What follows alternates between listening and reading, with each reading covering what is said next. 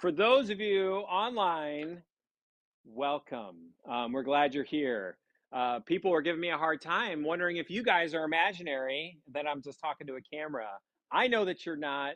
If you get a chance to come and see us at St. John's, whether you join us and you're a member who's just on vacation or you're sick at home, we're glad that you're able to connect with us. Or if you're a new friend, you've never met us here at St. John's Oxnard, we would love to have you here with us. Worship's at 9:30.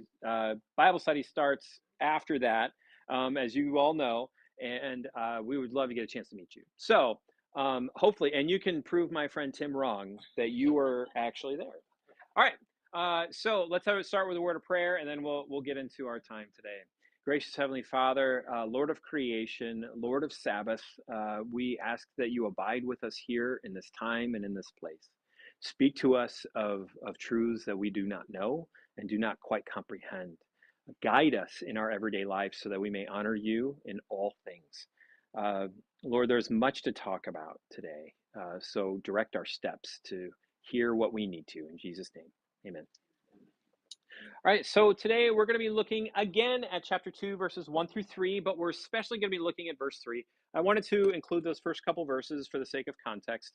And I also want to let you know, though this is the Bible study of very short readings, today is going to be the exception, not just because we have a walloping 3 verses to read through, but more so because we're going to look at a lot of other pieces of scripture. So if you don't have a Bible with you, there's some over there on the shelf. You can pull it up on your phone. I recommend almost every Bible app that's out there. YouVersion's a great one. Bible Gateway's a wonderful one. If you're a person who likes to study, Blue Letter Bible is pretty good. There's also Bible Hub, which is pretty good. And there are numerous others. So let's hear this text again in our ears and let's reflect upon that. Genesis 2, 1 through 3.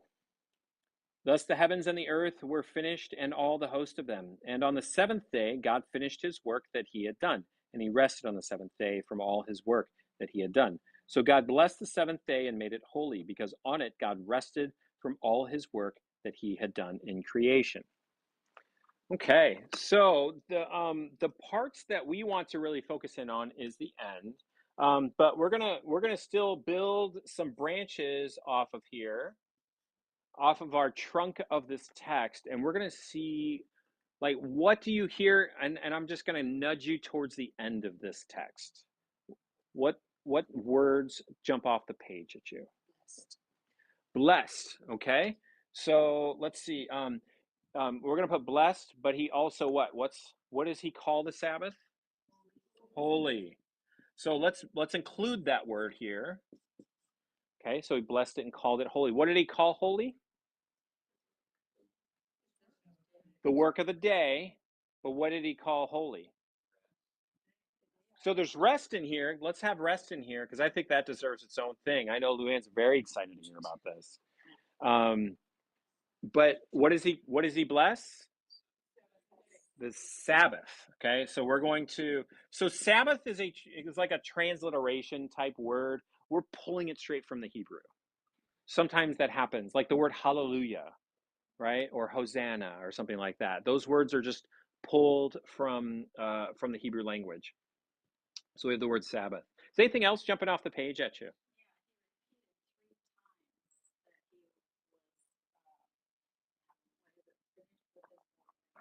Finished with his work. Okay.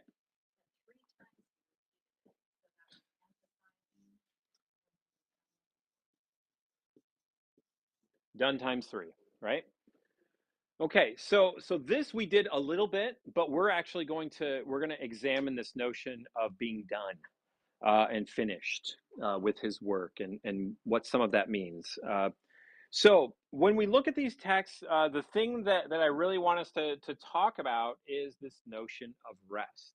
But we're going to get here first. First of all, what day of the week is it? Seventh day. Okay. So we're just going to call it the seventh day.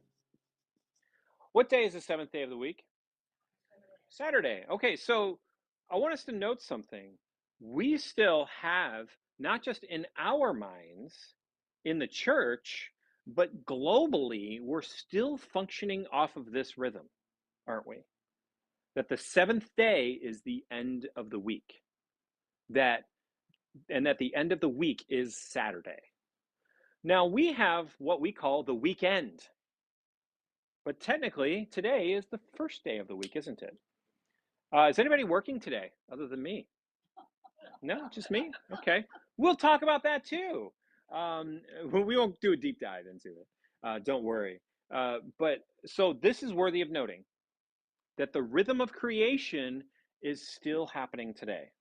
The rhythm of creation is still going on throughout time and throughout our lives. All right, so as we look at the Sabbath, we want to understand what this means. Let's come up with a running definition of sorts. When you hear the word Sabbath, what do you think of other than the seventh day? Okay, you think of church. I'm going to just write it below this. Church, rest.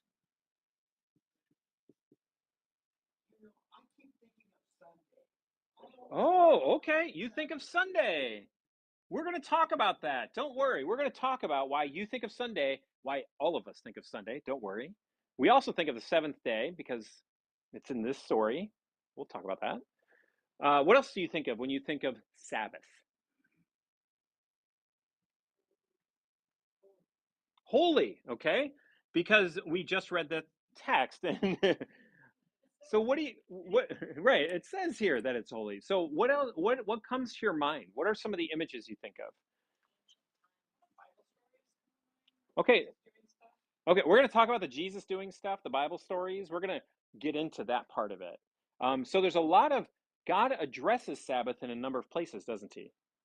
Jesus addresses Sabbath in a number of places too, not in a disproportionately.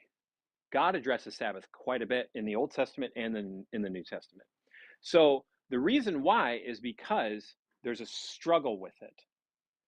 Is Sabbath easy? No. Okay. So I'm like I want us to think about this. Like Sabbath is a really hard one for us to grasp.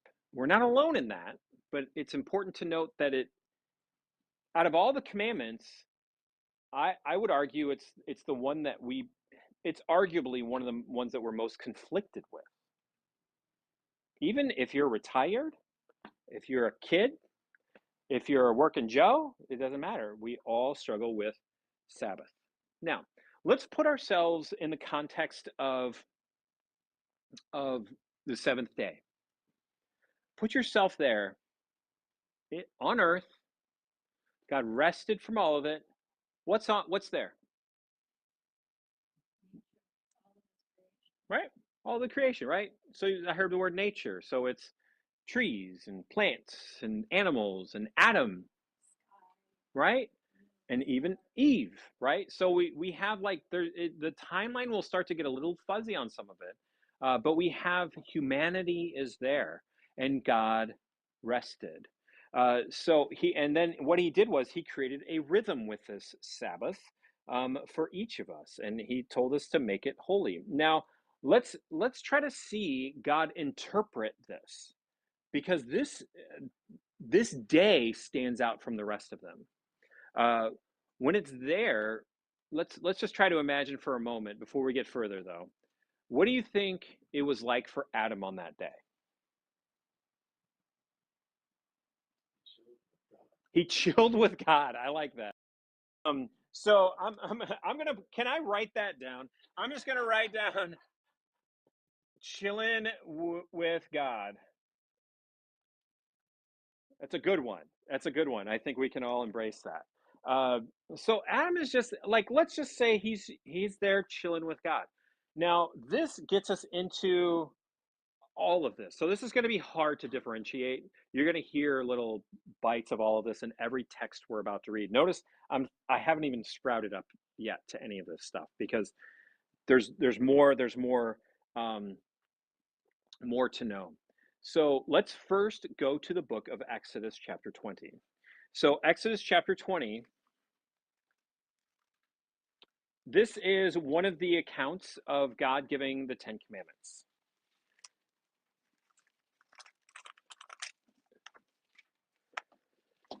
So as we look at chapter 20, Exodus chapter 20, keep your finger over there in Genesis 2. We're going to read verses 8 through 11. So we'll start at verse 8. Start at verse 8, Exodus 20. Remember the Sabbath day to keep it holy. 6 days you shall labor and do all your work, but the seventh is a Sabbath to the Lord your God. On it you shall not do any work, you or your son or your daughter, or your male servant or your female servant, or your livestock, or the sojourner who is within your gates. For in 6 days the Lord made heaven and earth, the sea and all that is in them, and rested on the seventh day. Therefore the Lord blessed the Sabbath and made it holy. Let's think about that for a moment. So, what do we learn here about that text? I'm just going to put Exodus 28 through 11 because I'm hearing all of these words here, aren't I? But what do we learn about the Sabbath here in the giving of the Ten Commandments? What do we learn about it? The third commandment, by the way, I know other denominations number it differently. Okay, there's a command element to it. So rest is commanded. That seems like that word command always kind of rubs us the wrong way. Like, why are you telling me what to do? Uh, so I want us to we're gonna sit with that for a moment. Okay. What else do we hear from this text and learn about Sabbath?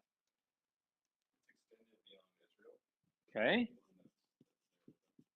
Beyond Israel. I'm going to share not one of my stories. It was a former professor of mine, my Hebrew professor at seminary. He worked.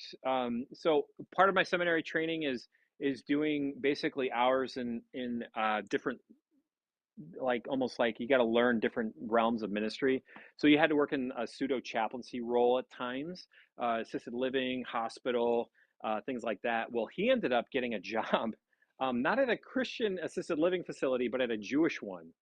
And he had, being the Gentile, he had to go around and turn on everybody's light switch on Saturdays. Every single one. He had to be, and the reason why, we're not going to go deep dive on like what you're supposed to do and not do, what's work and not work on a Sabbath, but they weren't allowed to start a fire. And they saw that, and that's also why you see like an Orthodox Jew won't drive. So neighborhoods around synagogues, you'll see walking happen. Elevator, yeah, because that's starting. You're technically starting a fire. Let's see how many of them use their phone. That's electricity. But anyway, um, but what did they do? They put disobedience on a Gentile. And who's this for? The sojourner, right? Anybody? He was a sojourner in their midst, and he had to go around and like click everybody's lights on as he went around this assisted living facility. So we see that this is a command. It goes beyond Israel. What else do we see about this? No work. What is work? That's a great question. I'm going to sprout that up from here. What is work? What was that? What's your definition of work? Anything you don't want to do? I disagree. I disagree. Yeah.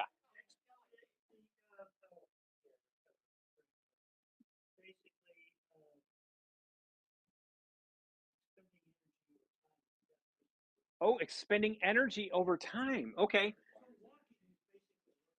It is breathing, right? Expending energy over time.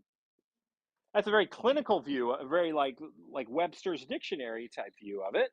Um, but okay, we're going to wrestle with that a little bit because like you guys are using energy right now. You turn the page in your Bible, right? That was like energy. You were expending energy. So were you working? Were you working when you drove here today? There's technical work. Yeah, Trevor.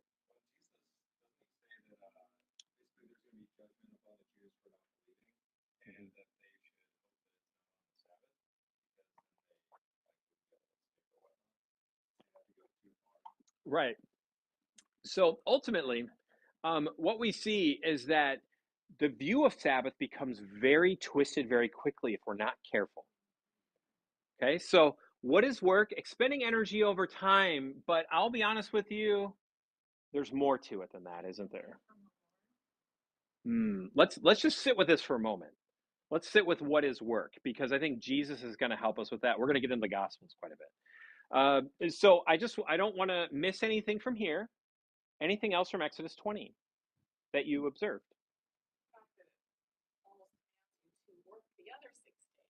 Ah,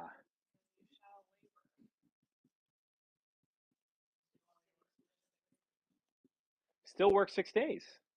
So this is something. This has been a dynamic that my wife and I have even tried to work with our kids on with homework. They still have to get all their homework done, but they should really have a day off.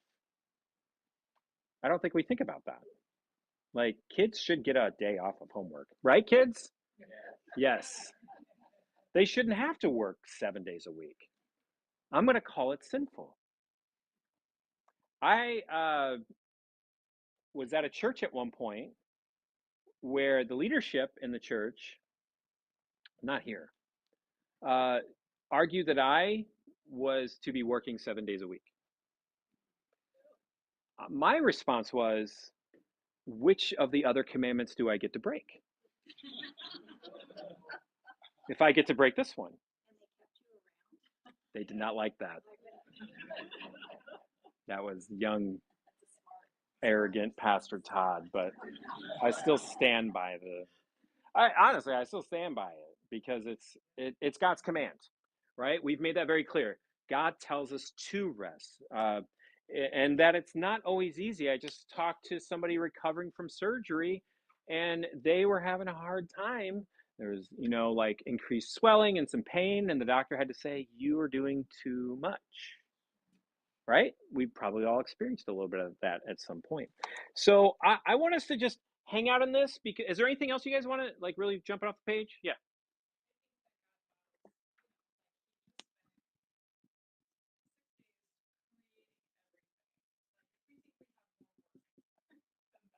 Yeah. Right.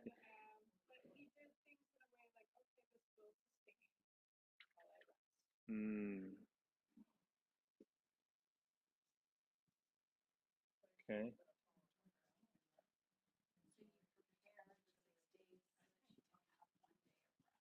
Yeah, we're going to talk about that, but this goes bigger than just organizing our time. So the comment was, um, I don't want to put words in your mouth, but basically get all the work done in 6 days and then you can have a day of rest, right? And everything's use that time. Okay. So that is very true. And I want us to hold on to that. So the work still, so even like with my kids, you still got to get all your work done. Just to let you guys know. You still got to get all the work done. Uh, but this is more than God is not giving us tips on how to use our time.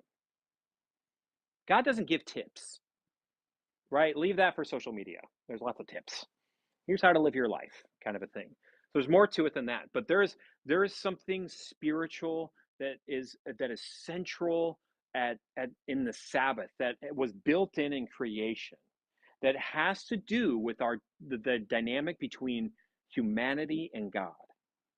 Yes.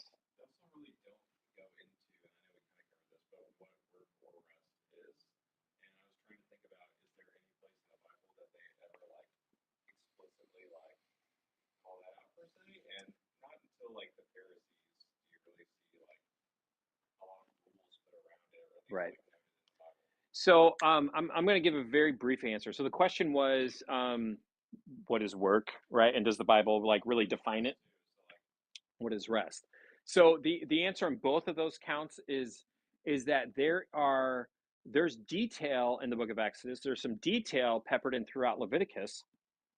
Even when you get into like Leviticus 25 with like the year of Jubilee, because listen, so there was all of this like they would give the land rest on the 50th year.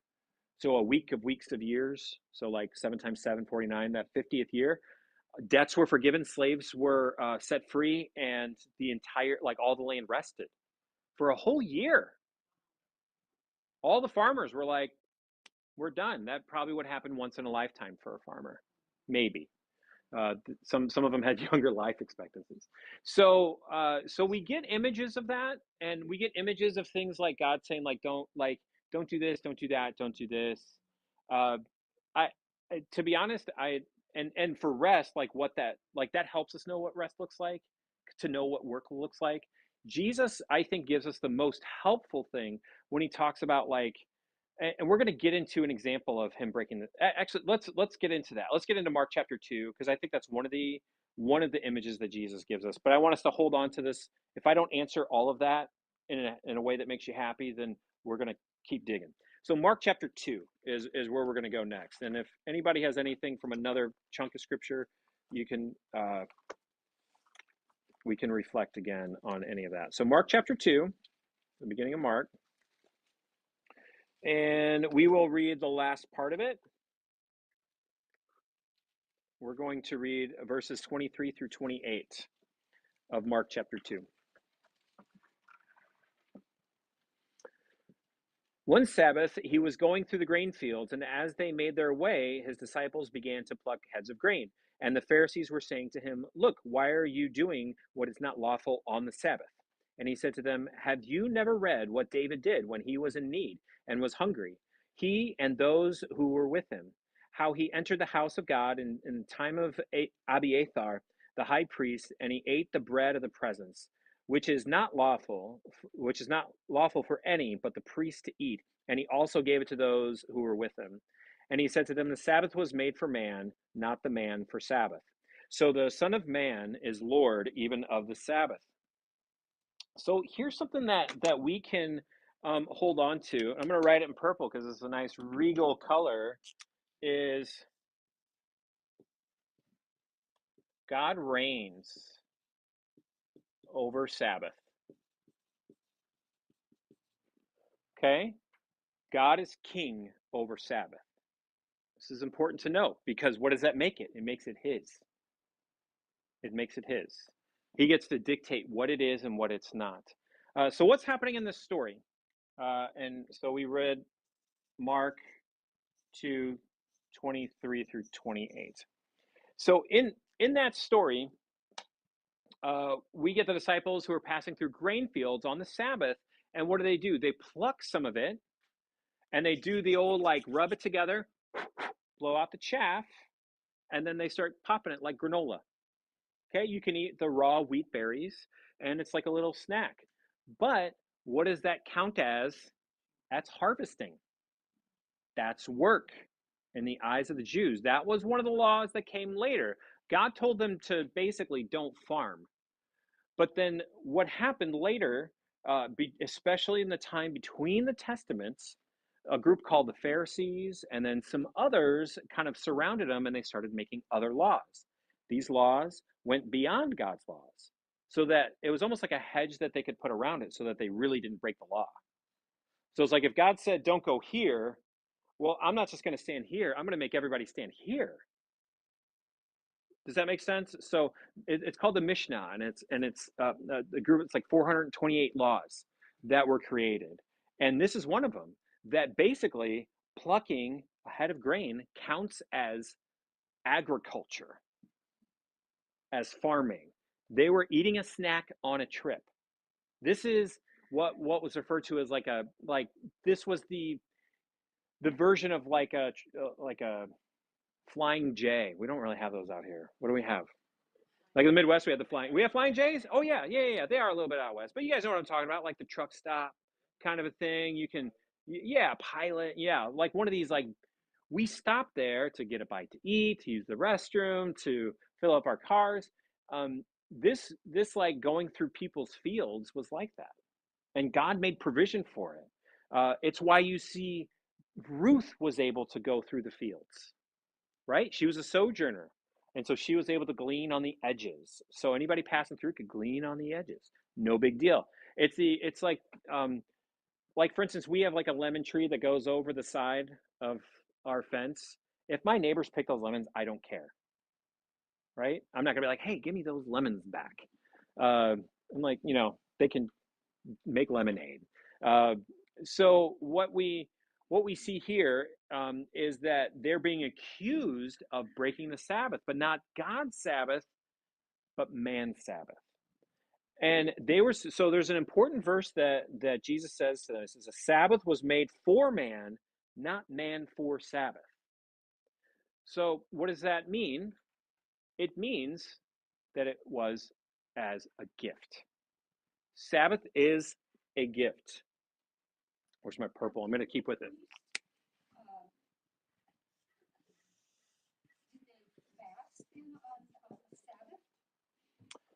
Did the priests fast on the Sabbath? That's a good.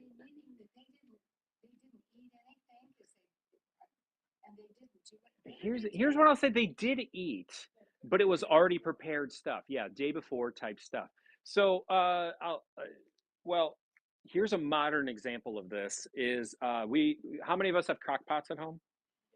Crock pots were invented by Jews trying to keep the Sabbath. So it was this idea, I'm going to forget the country, but it was somewhere in Eastern Europe, and it was probably like 100 years ago.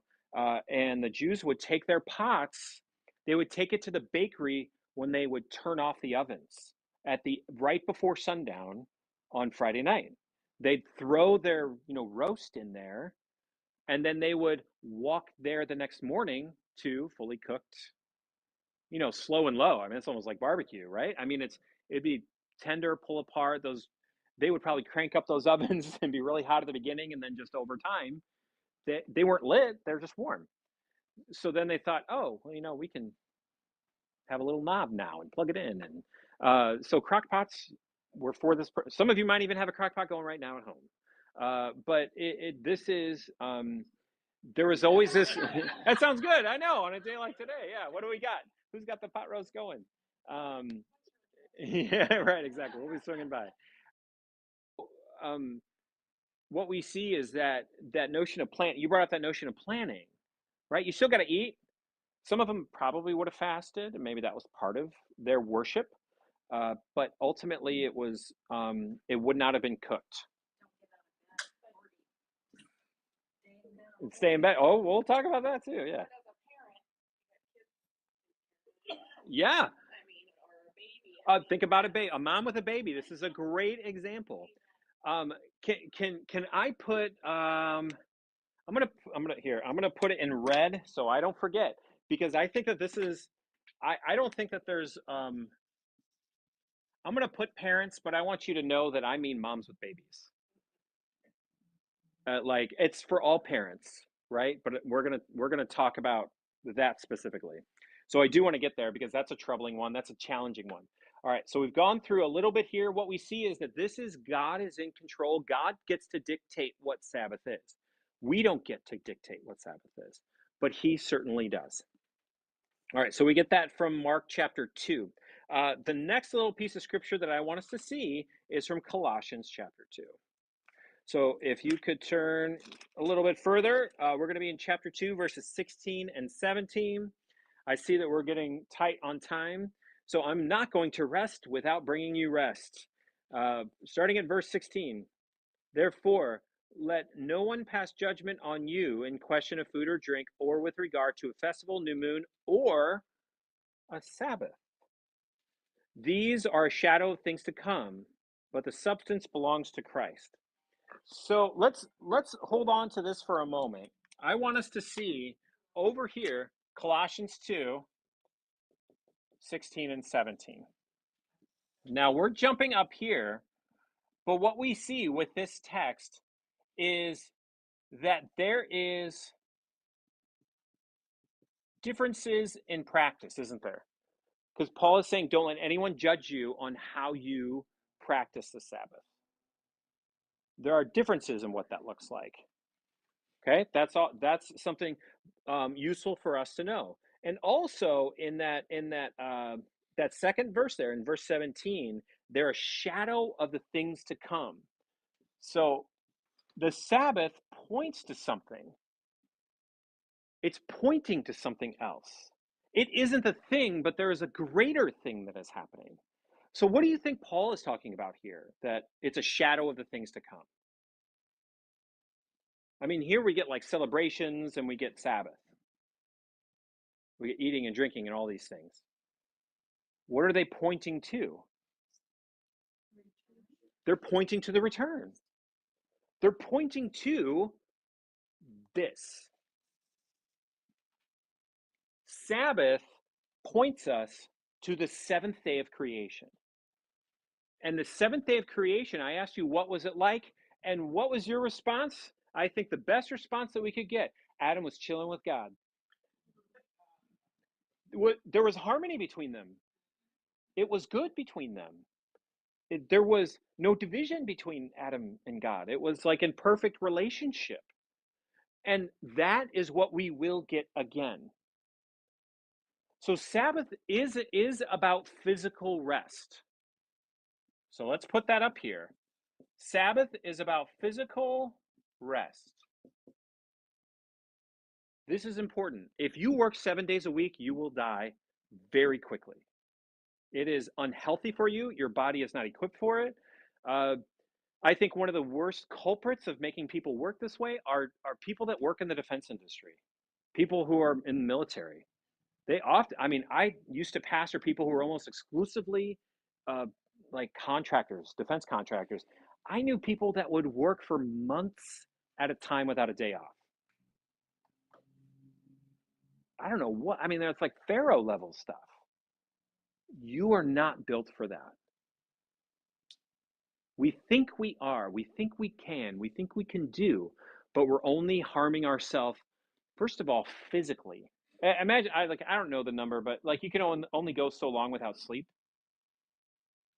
Like sooner or later, like if you pulled an all-nighter tonight, you'd be like out of your mind tomorrow. If you tried to do it again, you'd probably need a hospital. So even there, like you're built for that. That's part of who you are. That is important to know. In fact, more and more studies come out that it's like you don't just need sleep every day, you need 7 to 8 hours of sleep. And like study after study affirms this. Nobody, no doctors out there be like, you can really deal with like 2.5 hours of sleep. Like that's, don't listen to that doctor. Yeah, you're just ready. So there's physical rest that is here. So that is a component of rest. So can you take a nap on the Sabbath? Yes. The answer is yes. Okay.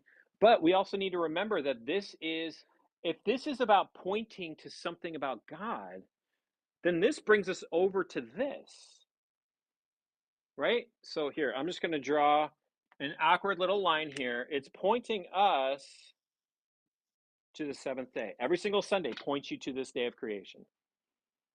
This day, today, how it's working to reflect that moment. So, what did that time look like for Adam and God? It was intimate, it was close. There was connection and relationship. Adam was hearing from the Lord. So, what do? We hear the word from the Lord every single Sabbath. Now, I do want to answer. I want to answer the statement about like you think of Sunday when you think of Sabbath. That's good. So in the early church, they immediately changed Sabbath to Sunday. Why? Yeah, because of Easter, because of Jesus Christ rose from the dead and brought us rest. If you want to look up, and we're not going to do it here, but I guess it goes down here, Matthew 11:28 through 30. Come unto me, all who are weary and burdened, and what will give you rest? I. So Jesus brings rest. So a plan doesn't give us rest. And absence of work isn't what rest is. What is rest? Jesus. Because Jesus is doing this. He's bringing us into a seventh day reality. So here's a fun little tidbit. If you go and you go to a lot of churches in Europe, but many in America as well, if you look at their baptismal font, oftentimes it will have 8 sides because Easter Sunday is often referred to as the eighth day because it brings us back to a seventh day reality, like brings us into what it should have been. So you see 8 sides on a baptismal font. So you see that number 8 kind of like popping up in old Christian architecture and things like that. Maybe we need to redesign our baptismal font to give us a little. There's a real cool one right in this church near where I went to seminary, and it was like you walked into it. It was so cool. It was like marble, but it had black on one side and it was white on the other. Like you just like walk in from like darkness into light, kind of a thing. Really cool. And it had 8 sides and all. It was cool. So anyway, I saw a hand floating. Do we still have a question?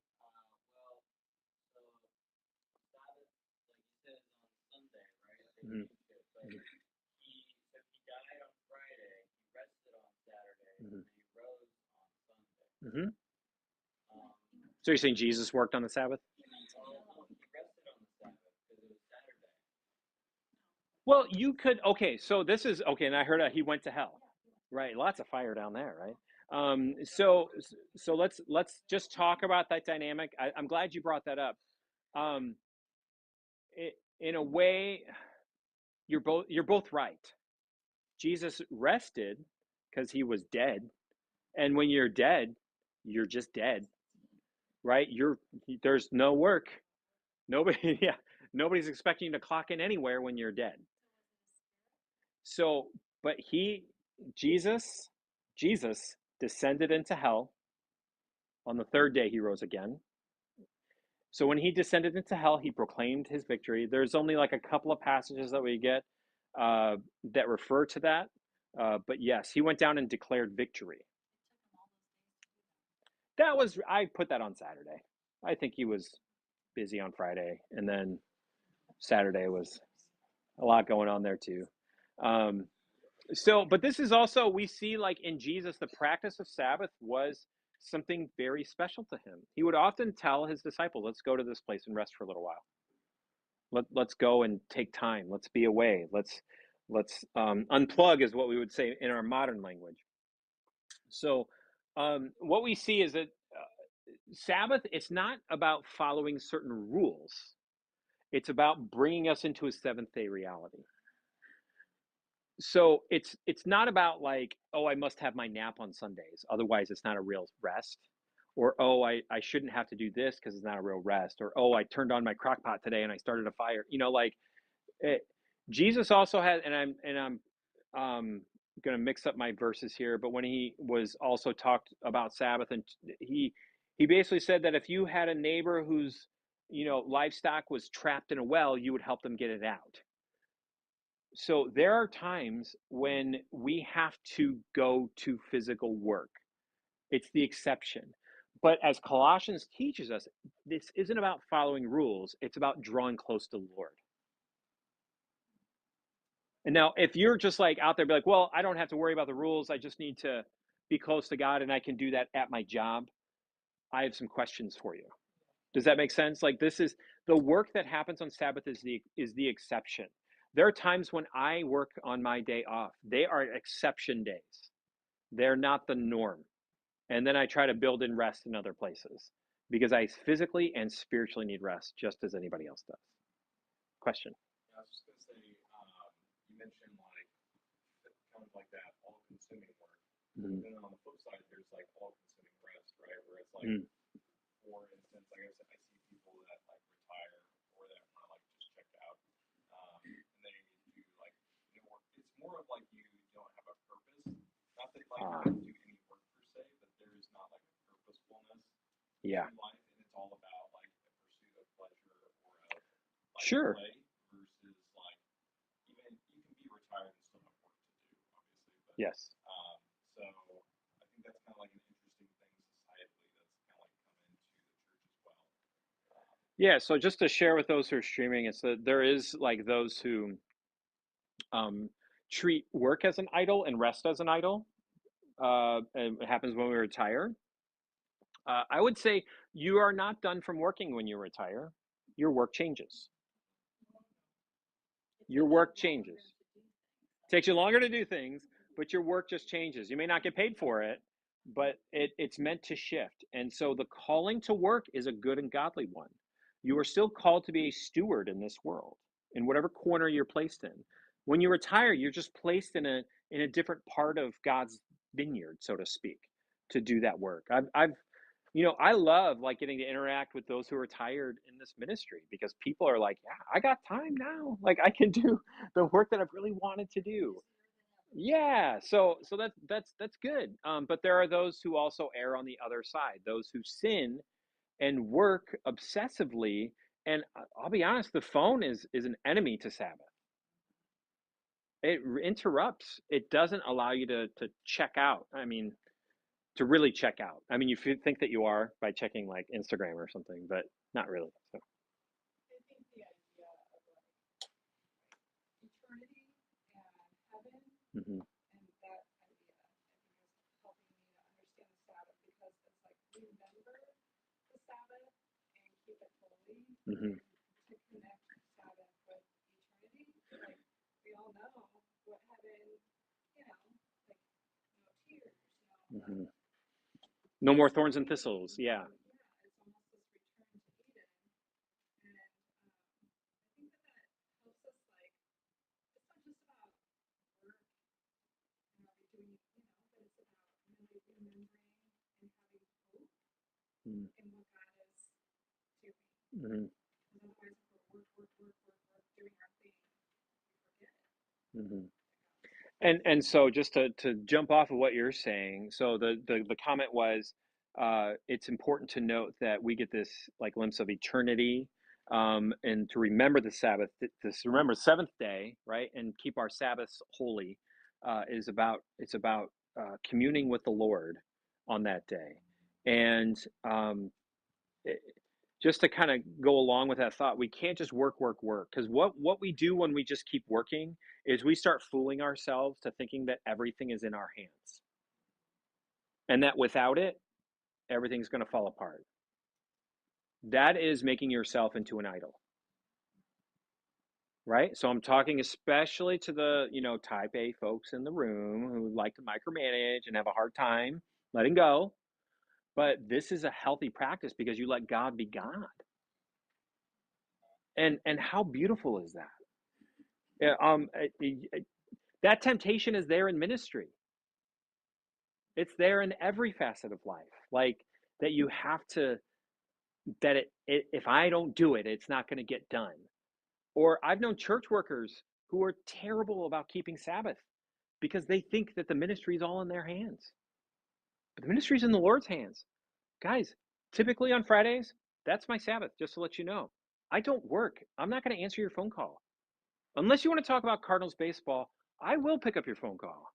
Or if you want to talk about barbecue, I will talk about that.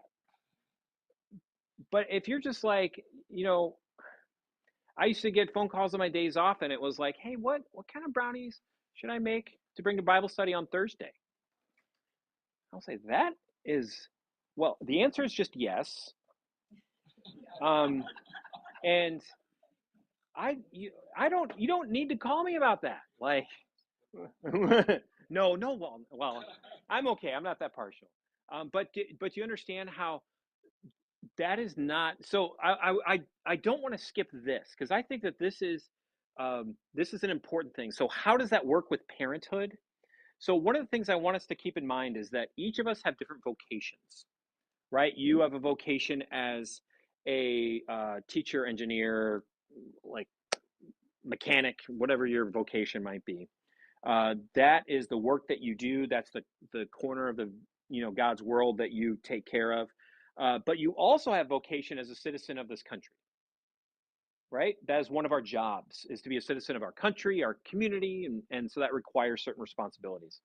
I have a vocation as a brother. I am a vocation as a son. I am a husband. I am a dad, and I wear lots of hats. Pastor, like so. We all have different vocations, and within those vocations, there's different sorts of callings. Now, within parenthood, you remain parent always. I remain husband always. That's a vocation. Um, it's important. Like I don't get to tell my wife like, today I'm not your husband. Like you'd be like, what? Or yeah, maybe she's celebrating. um, maybe there's weeks, but So there's still responsibilities within that that we're called to. And I think of a mom with a nursing baby. That baby is just they just need, right? And you're on, and you're not getting paid a dime for it. But it has nothing to do with what you're getting paid for. But it's important for us to see that there are vocations that we get rest from, but that it it's about that creation care, which caring for baby is creation care, and it's an important, it's a vital job. Uh, but that is like you get to the calling within it is Deuteronomy 6 level stuff. So I'm gonna write that down here. I'm gonna write Deuteronomy 6. I'm gonna let you all look it up for the sake of time today. But Deuteronomy 6 verses like 4 through 9. Say like you love the Lord your God with all your heart, all your soul, your mind. Or no, sorry. This is you will talk about all these commands that I've given you, whether you're sitting down at the table, whether you're walking on the road, whether you're whatever you're doing, you are to be talking about these statutes of the Lord. So this is one of those things that's a part of the Sabbath. This is about the word being present. So the shift in parenting is to help guide kids into Sabbath rest.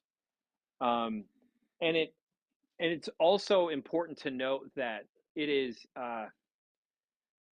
I'm not minimizing how hard parenthood is. It is hard. When you have babies, we had when our youngest was born, my oldest was 5. So and 4 of them were 5 and under at one point. That's a people are like, "Oh, you must be so busy." Like, of course we're busy. We're exhausted. But we love those kids, and it's work, but it's not the same as your job. So even if you're a farmer, it's different. So you're trying to shape your family. It's really trying to shape your family towards a seventh day reality, towards a Sabbath reality. Does that make sense? So even like your patterns should be different on a Sabbath with your family. Now with a baby, you're not you're not gonna be like, well, kid, it's time to time. It's we're resting. Yeah, I know, but you don't get that. But know that it's not necessarily breaking. That's not necessarily. It is not breaking the Sabbath, right? Waking up at 1 a.m. on the Lord's day. Uh, it is a day for you to put that in the context of the rest that Jesus and only Jesus brings. Because Jesus calls himself, he says that he is rest here. So rest doesn't come from the day, it comes from Jesus. And that is, I don't think that there's a better example of it than like motherhood, right? Because you don't get that. You don't get a rest from the day off, but Jesus gives you rest. He does, and he satisfies. I have a few hands popping up. Feel free. But it just seems like on the board somewhere we need to have doing good. Ah, thank you. Yes. Yeah, we've got the example of Jesus being accused of breaking the Sabbath, but he responds by saying it's doing good breaking the Sabbath. Yeah. So just so in doing good, I'm gonna I'm gonna put I'm gonna put that here because you do want it on the board and it's worth putting on the board, and we'll talk about that in just a moment. But I just want to make one more point here is that the spiritual rest that we receive, we need it. We also need physical rest. Here would be my encouragement to those who have babies and cannot get that rest is to take that time as best as you can and carve start to carve whatever you can to bring rest. And maybe it's dad taking a little extra time with the baby, maybe it's a grandparent coming in taking that little extra time. When our kids were born, my mother-in-law would come, and I can guarantee you some of the best 3 hours of sleep I ever got was when she would carry our newborns. 6 to 9 a.m. I still remember it. And it was like the sweetest relief. So it takes some of that we can think differently and start to carve in as best as you can. It's not about keeping a rule necessarily. You don't need to feel like, oh, breaking God's law here, but it's about saying this is a unique day. How can I start shaping that unique day? That's it. It's a unique day. It's not because your day is different than somebody else's day on Saturday, somebody Yes. else's day on Sunday. So it doesn't have to be a Saturday or something. It doesn't have to be a Saturday, but it's about what it is. And I think you said it well, Sarah, where it's about like it's about bringing eternity, right? It's about bringing eternity to here. That helps shape what, okay, what am I called to do on this day? And I think that helps us understand what Jesus is doing. Like in eternity, are we going to care for others? In Yes. eternity, are we going to feast? Yeah. In eternity, are we going to like sing praises to God? Like Yeah. let's do those things. Yes. So that's why you start to see, why does our worship look this way? It's centered around the word. We feast on his sacrament. We sing praises. We come together, all tribes, all nations. There's a reason why worship exists and why we show up every Sunday. I'm here every Sunday, guys. Like, we're here every single Sunday. And that's it. Like, here's the other thing I'll say is if we aren't practicers of Sabbath, you will forget what the other 6 days are all about. You won't know. You'll start to think that it's all about you. It's about the work you got to get done. Some of you already have to-do lists going in your head for Monday, Tuesday, for all these days. Some of you are like, I'm really worried about this thing coming up in the work week. And I get it. I fall into the same traps. But it's important for us to have perspective on that rest of that week. And it's almost like an offering, right? At that point, offerings work the same way, right? God tells us give 10% so that we can remember that he can provide for us with 90. Otherwise we forget. I know that's like a bonus lesson for us. Yeah. Question. I always thought the Sabbath was also a time to give thanks to God for creating all those things. Yes. Everything he created during that time. Yes. So the comment is it's a time for giving thanks. And I 100% agree with it, that it's thanks, it's praise, it's that reorientating towards what's real and what's not real and what life is all about. It is about just thinking about Adam in the garden. I'm sure there was gratitude as a part of that dynamic, that connection that's there. Except for the serpent. And this is a whole other can of worms. I'm just going to dip my toe in the water and cause you to question a lot of things. I've been reading more and more like uh, Reformation writers and early church fathers who all think that the fall happened on the seventh day. Yeah. So you can chew on that one. I'm not going to hang my hat on that. Eve was there.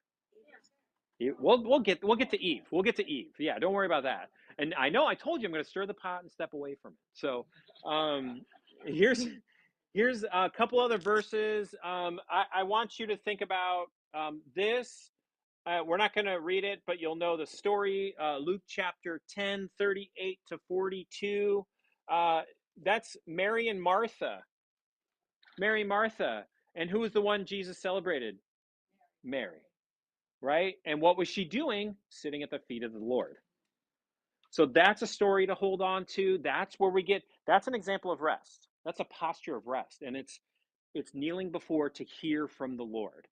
And I would say even somebody who's stuck in a situation, let's step out of like parenthood a little bit, but let's step into a job like military. You're at war. You don't really get a lot of time to rest. Or medical, right? Emergency workers. I think about firefighters especially who are off fighting the fires when there's wildfires. Those people are working so hard, so many different hours. And here it's like we all need time to sit at the feet of the Lord. You are built for this. And there are people all over our community who they're too busy being Martha and they don't see the joy of being Mary. Does that make sense? And as a result, higher worry, anxiety, depression, like all these things are propping up because I'll argue because we can't rest. We don't know how to rest. I'll also plug in this little guy here, Hebrews 4, verse 10. And this can be a place where we wrap her up. I'm just going to read this for us. In Hebrews chapter 4, verse 10, if I can find the book of Hebrews. I'll get there. There we are. Hebrews 4, verse 10 says, "Is for whoever entered God's rest has also rested from his works as God did from his." The book of Hebrews, chapters 3 and 4, really deal with this, but it's about entering into the rest. And the way that we get rest is here through Jesus. He is rest. So if we need examples of it, that's where we go. That's what we want to know. So, yes, take a nap unto the glory of the Lord, clock out, and then also sit at the feet of the Lord and listen to all that he has to say about you and who you are and what he's done for you. Okay? Any other questions about Sabbath? Keep the Sabbath, keep it holy. It's only on a Sunday because we moved it. I'm working today. My day off is Friday. I will Sabbath on Fridays. Unless it was like this week and I had to move it to Monday. I'm not worried about it. I'm not it's pointing me to creation. So we shouldn't have any guilt about breaking that commandment. About breaking the commandment? What do you mean? Breaking the Sabbath? Oh, as far as keeping it, we should feel no burden about moving Sabbath to mini Easter, to Sunday. Yes, in that regard. But is it still a commandment? Yes. It's still a commandment. But it's not about the physical day. In fact, what we're doing is stepping into the 8th day. This is considered for us in the church the 8th day of the week. So this is stepping into a Sabbath reality that we would have loved to have seen in the eighth day. So yeah, feel no guilt, but yes, it's still a command, guys. So what does that look like for you? Maybe that's something that we should pray about. If that's a hard thing about resting. Yeah. So is it? The command is to do it. Mm-hmm. The how is It's going to be a little unique, yeah. Yeah, like your Sabbath is going to look different than my Sabbath. Like I'm going to go, like my time, like I'm still a dad. I still got to like wrangle my kids. Like you're not having to deal with that. Like your kids are pretty independent at this point. Hopefully. But it's so that's going to be different, right? So there's seasons of life where things are a little bit different from one another. But the work that we're called to do, it's important to know what our work is, whether we get paid for it or not. What is the work we're called to do, and how can we get that done in 6 days so that we can rest?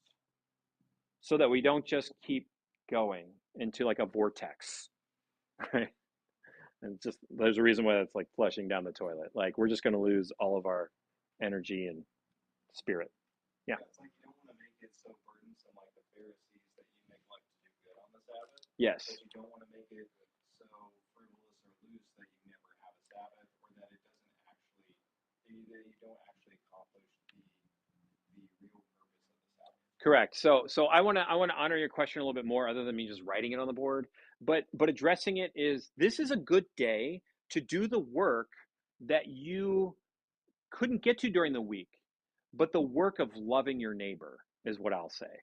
Not the work of like, you're an engineer, so now you like, oh, I can do some really good work today. Like it'll be quiet, no one's going to call me, like I could get some stuff done. But it's more so, what is the work that I can do today?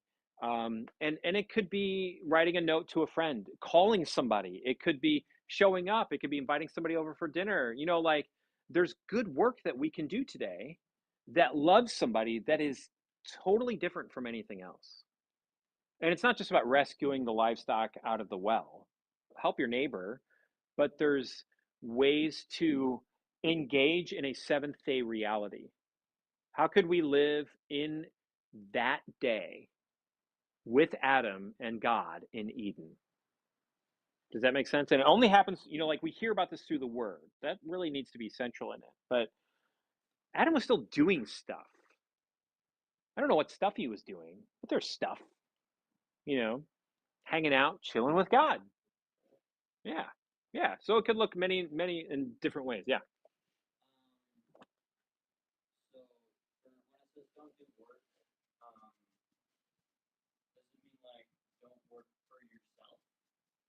work for God and not, because work would be like working for yourself. I think that's a good way. So the question was, is it about working for yourself versus working for God? I think it's a good question. It's a good way to phrase it. I I say yes. I'm going to put a little caveat on it to make sure that we don't. It's important to see like your schoolwork or somebody's work isn't just about themselves, right? It's also for others, but that there is special and unique work today. Some of you showed up and volunteered and helped out. Here at church, like that was good and important, and your rest. Because you're resting from all the other stuff that's going on. So you shouldn't just be idle.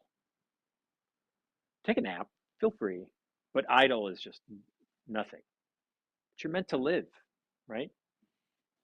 But you're also meant to rest. So if work, then in service. What'd you say? If work, then in service. Yeah, if work then in service of others. I think that's a good way of putting it, without that being a burden as well. You don't necessarily just want to take on another job, like a Sunday job, where you feel burdened, but it should be joyful. I think the work should really be joyful. For the Lord and for others. Yeah, yeah. So reorientating around like Jesus's command of loving God, loving your neighbor, which we don't we float away from that throughout the week. So we need to be kind of like get reorientated back to truth, and that helps us to see that your work is about loving your neighbor and about loving God. Your 9 to 5 is about that. So if your 9 to 5 doesn't love God or love your neighbor, you need a new 9 to 5. There's tons of vocations that honor God and love your neighbor. There are some that don't, right? So if you like work for a drug cartel, I would say get a new job. If your job is like stealing, money, get a new job. That's not loving God, loving your neighbor. So anyway, we're like super overtime. The natives are restless next door. We're going to pray. I will field as many questions as you'd like to throw my way about Sabbath and rest because I know that this is foreign to us. And that's a good thing to confess. So let's pray. Gracious God, as foreign as Sabbath is to us, as uncomfortable as it is, as difficult as it is, what we see is that when we enter into this reality of being in a sinful and fallen world, we want to try to keep all things together with the strength of our hands and within the grasp of our abilities. But Lord, we've been given this gift of rest. And this is a time where we can simply rest in you, trust in you, and to be in that reality where we are surrounded by your good and your work. So shape us as Sabbath people, not in idleness, but in rest, rooted in your word, rooted in your son Jesus, so that the rest of our 6 days can be fueled from that identity that you have brought us, from that rest that you have brought us. So, Lord, energize us for the 6 days ahead, and may we work diligently, faithfully, but from that truth that you are the one that we need.